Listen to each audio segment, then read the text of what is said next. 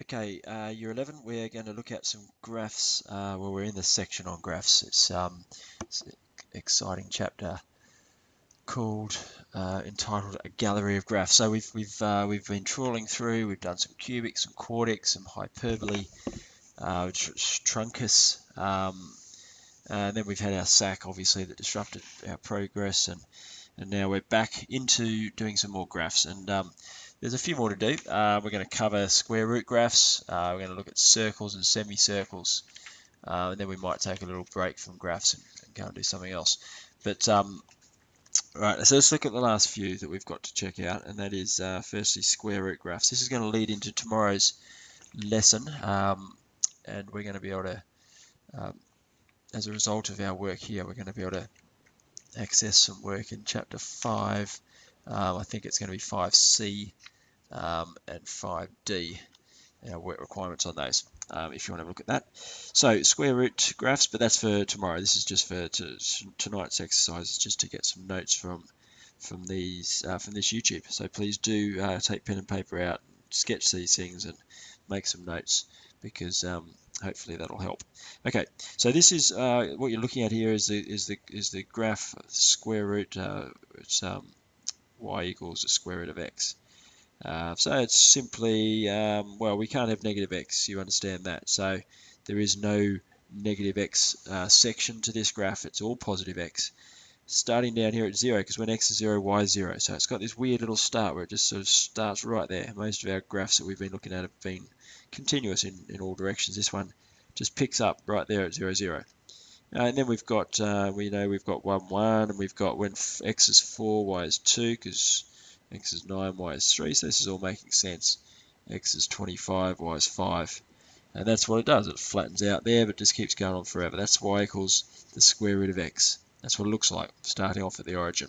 Okay, let's have a look at how it might change around if we were to do some things. So let's firstly have a look at here.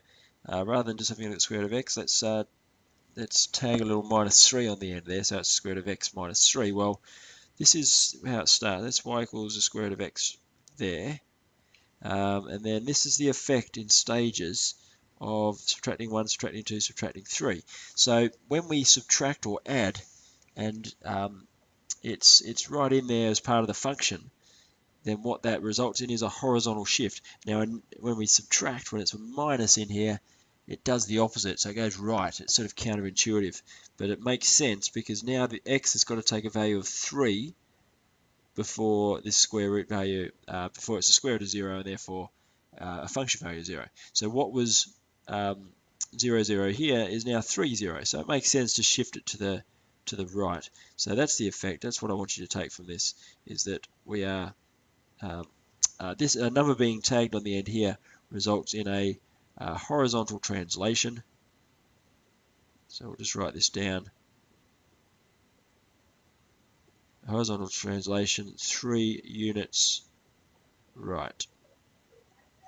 If this was x plus 3, it would be horizontal 3 units left. It's got the same shape. Everything's exactly the same. It's just shoved through to the right. Okay, what happens though when we leave the square root alone, but we just tuck a 3 on the end? So that's not part of that. -3 is not part of that square root. Square root ends there. What happens here? Well, when we add or subtract on the end, this is going to be a vertical. It just moves the whole thing up, because all we're doing is taking this function value, stripping 3 off every time. So taking 3 off. No, that's 1 off. That's 2 off. That's 3 off. So again, we started here with y equals the square root of x. This is square root of x minus 1, square root of x minus 2. Finally, we end up with y equals, which is the same as f of x equals square root of x minus 3. So that's a vertical translation, 3 units down. And that's the effect of subtracting on the end. Okay, and finally, just going to have a look at a starting value of y equals the square root of x. There's our curve starts at 0, 0. We know what that's about. But now let's look at a double whammy here, where we add 2 inside. Now what does that mean we do? When we add 2 in there, we go, it's counter, isn't it? It's left, so we go left 2. And what happens with the 3 on the end? We go 3 up. So from every single point on this curve, we're going to go, or let's take a couple and have a look at it. So from 0 to 0, it's most obvious. We go 2 to the left and 3 up. It goes there. Okay, so from 1, 1, we go 3 to the left, 1, 2, 3. And how do I do there? 2 to the left, 2 to the left. So from there we go 1, 2 to the left, up 3, 1, 2, 3, and we're there.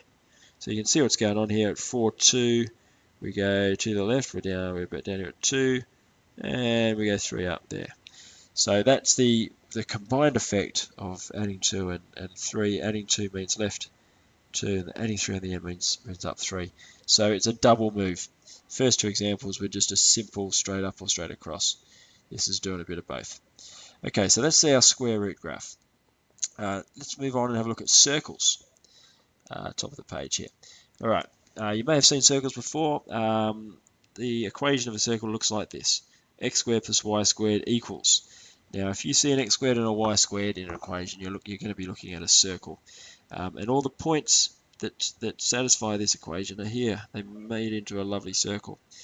So you can see a few in action here. This is the point 4, 0. 4 squared plus 0 squared is 16. Tick, that looks good. 0, 4. So you can see why it's going through 4 here on the axis. 0. Again, we've got loads of points in between that also, when you square x and square y, you get 16. That's making up all these points here. So that's nice. So that's got the center at 0, 0.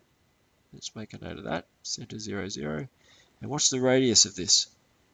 Oh, it goes out there, doesn't it? It's a radius of 4. So it's got a radius of 4. And I want you to have a look at this number here and its relationship to 4. And think about what that might be. Hopefully you realize that the radius is the square root of this number here, square root of 16. In fact, that is what defines our circle.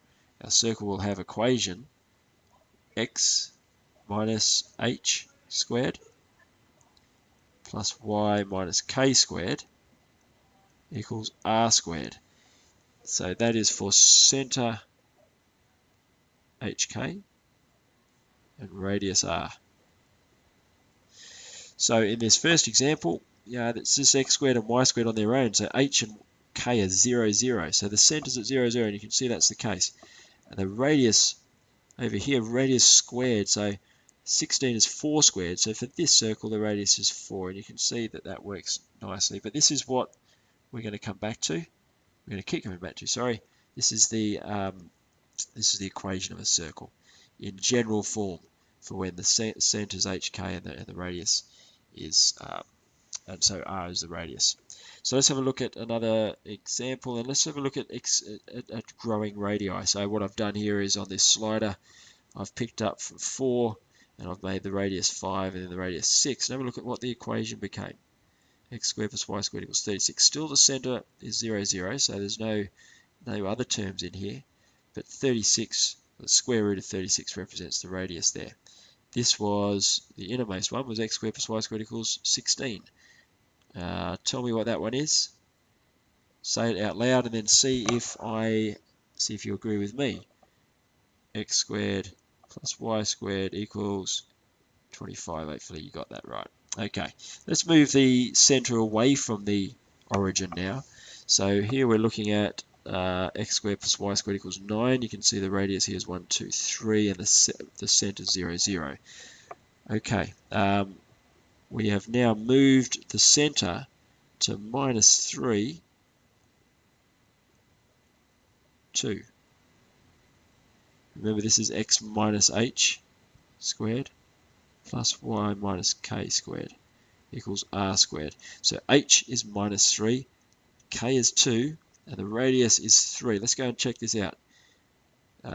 Center is minus 3, 2. So minus 3, 2. Does that look like the center? Yeah, that looks good. And does the radius appear to be 3? Yes, it does. Radius equals 3. So this is the equation of this circle here. And that's all on circles. So we've had a look at the displacement from the origin, and you should know now hopefully how to identify the center of the circle and what the radius of it is, because that's all we need to know with a circle. The last thing we're going to look at now is this semicircle here. which I want to just have a little think about it, because if this was a full circle, it would be darting through here like this, and that would have equation, you say it, x squared plus y squared, because the gradient, the centers at the origin equals 9. That's the whole circle, but we've only got half of it. We've only got the semicircle at the top here. It's a semicircle. So what's the equation of the semicircle? Well, it's not this, because that's the whole circle. It's not x squared plus y squared equals 9. What we do is we take y squared and make it the subject of this equation. So we make y squared equal to 9 minus x squared. And then look at this, when we take the square root, we get a plus minus. That is still the whole circle. That's the whole circle, that equation there.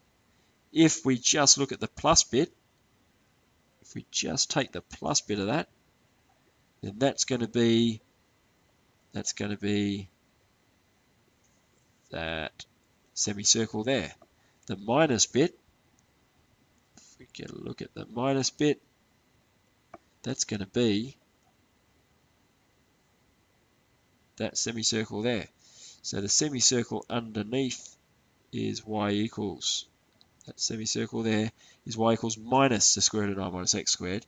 And this semicircle here above the x-axis has the equation y equals positive the square root of 9 minus x squared. So semicircles are one of those branches. Positive being above the x-axis, negative being below. Okay, we're ready to go now with some work requirements for tomorrow. So hopefully this video hasn't been too boring, and you have a good night. I'll see you tomorrow.